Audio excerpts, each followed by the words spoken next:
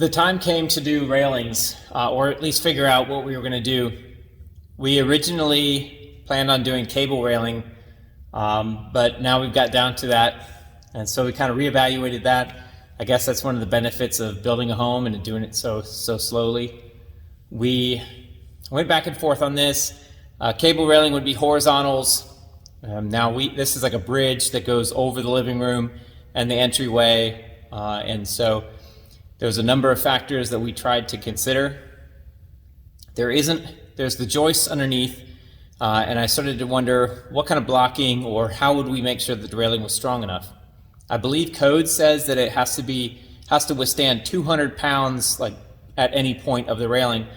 You have to be able to put 200 pounds, I believe, of force against that railing. The second thing is that you can't fit a sphere of 4 inches, is like what would that be? The maximum that can pass through it.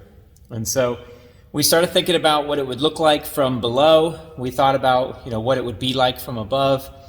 And probably more than anything, there were 2 primary factors that drove our ultimate decision. Our baby, which is like a 1.5-year-old now at this point, throws everything and climbs everything.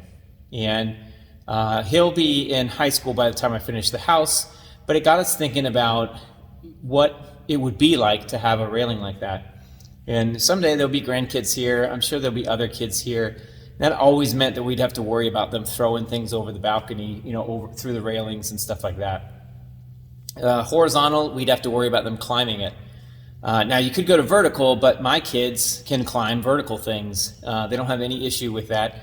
They just shimmy right up it. So even vertical things, we'd have to worry about them holding onto and climbing that and still throwing things through it. Also, the last thing was time. The time that it takes for me to do a system like that, and the level of detail and care I had to put into that. You'll be able to see the wood flooring or anything up here. You'd see that from down there. So I have to, bullnose something there. I have to work on the trim. I have to make sure all that stuff works perfect. By going with a wall like this and just putting drywall on it, that eliminated a lot of that. Now I can change the way that I frame this. I can put, these strategically wherever there's a joist or blocking or anything like that underneath them, and I can come through the floor and anchor 2x4s or whatever I want to do to make the rail sturdy. It also, obviously, I don't have to be as picky with the flooring here and anything else. It'll just get covered with drywall. And I think ultimately our goal is to cap it with something very custom, something that's really nice, maybe natural. I have the ability to custom saw anything on the sawmill, so I can just, whatever I can imagine or whatever I can think of, whatever really nice piece of wood maybe comes off the mill, we'll start playing with different stains and finishes and profiles for that, and ultimately just make something really cool. I've just kind of set some 2x6s here. This was sort of our mock-up to see how this was going to work out. I had to wing it a little bit. I had a plan. I changed my plan. Changed the plan again. So I've done about 3 different versions of the way that I've anchored these in and the way that I've kind of built this railing. So I'll go ahead and walk you through that now. This is one of the first methods I used for tying the railing into the structure below the joist, actually the outside joist for this floor. This one I started with first. I didn't put it very far from the corner, so the corner obviously provides us a lot of stability. That's going to head back and anchor into a wall. And this is the first one that would be more of a standalone. The way that I did it is there's 2 things that are special about this. This is really more of our, the studs or white wood or more soft wood. But I used southern yellow pine, which is more of structural lumber. I used that for the actual piece that goes down through and that braces and anchors it into the joist below. There's a 2x12 joist underneath there. That's tied into all kinds of other stuff. So I'm not worried about this going anywhere. If anything, I'm worried about it breaking where I have to notch it or anything like that. But the notch is really only about 1.5 inch notch on the front face, so that it sits flush on the outside part of the wall. So this goes down through the floor and ties into that joist, and I did that with these massive timber lock screws. The first one you saw is a single turned this way. This time I did a double, and so this is the front-facing piece that gives us our spacing for the joist that's underneath. And that's just kind of more filler, if anything. And then behind that is another piece of the southern yellow pine, 2x4, and it's turned sideways this way. That ends up getting wrapped on both sides with a piece this way, and so it's kind of making, not quite, but it's like a 4x6 type post. There's a few benefits of doing that. Two of these next to each other isn't as wide. I think it's like 3 inches, so you get an extra ½ inch. And that's significant because I'm able to shim the piece inside here. I'm able to plumb that piece and shim it a little bit coming off of this joist. So if the joist isn't perfect right here, it's not perfectly flat, I can slide a shim in there, I can level that back piece, and then I can just put another shim in for this front face piece, and that way our drywall comes nice and flush across here, and our handrails nice and plumb up and down. You'll see the big timber lock screws. These are a 4-inch timber lock screw. These already poke out of the backside of it, so it doesn't make any sense to go with any bigger screw, but is definitely sucks that board in there and it holds it pretty stiff. Two more details about the stairs. Inside this joist here, this 2x12 joist, I screwed 2x6s for blocking. You can actually see one of the screws right here going through and hitting that, and that allows me to run a long lag through this bottom plate down into, let's see if I can find one. These are, I think, 5 or 6 inch like lag screws, and those go down into that 2x6, and every so often one of them goes into this front face, into this one. So let's see if I can find one of those. I haven't put those in yet. So one will go opposite these, it'll go into the front face of it. And that makes us be sturdy this way so that the handrail is anchored in. But that's reliant, in many cases, only reliant on however strong this connection is here. Of course, my habit for overdoing things, I went ahead and cut some 45 blocks. This is just scrap that I have sitting around. I went ahead and 45'd them and stuck them into here. That's gonna help us anchor a little bit higher up this post. It'll get anchored to something that's hopefully holding that handrail, and it'll anchor it back down here onto this bottom plate a little bit further out away from this post. So between all of that, I can absolutely assure you that it holds the minimum 200 pounds.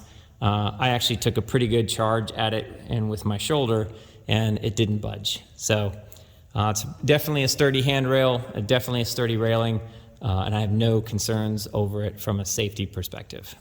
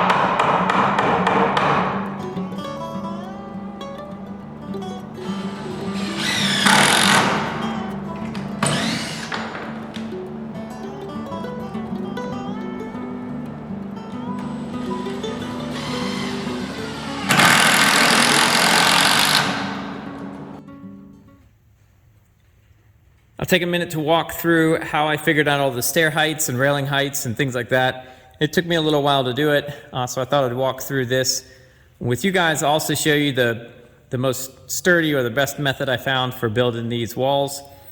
That's the railing, and this worked out really well to do it this way. It has a bottom plate that has big lags going down into the bottoms. There's a block underneath that joist.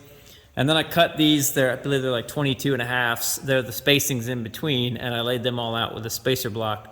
And that way I could slide those in. What it does is it allows the anchor point to be a little bit higher up, and I used southern yellow pine for these, so structural lumber instead of just the white wood that I generally use for the studs.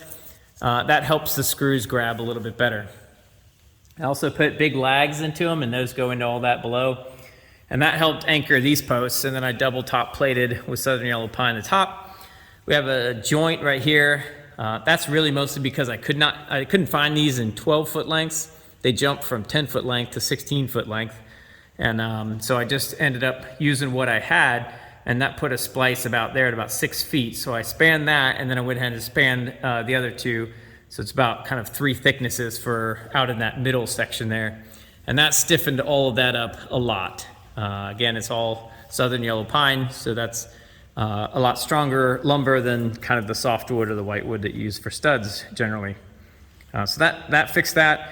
Again, I measured back here 5 1/4 to the back side of this, and then I made up kind of a jig to be able to place on the face of the stair tread and level that out. So I can measure back from this nosing 5 1/4 inches and place the back side of that just as if it was that piece that's up there, and that allows us to keep a consistent height for our stair rail.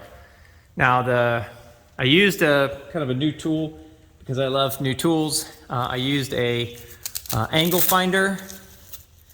Grab that here real quick. I went and bought this angle finder, and this is absolutely great. I love this thing. I could have gotten a level and tried to calculate this angle, but it's actually able to. It's not going to show up. It's because it's got the green indigo. I don't know if it's going to pick it up, but it's about 38 inches or 38 degrees. So it's a 38-degree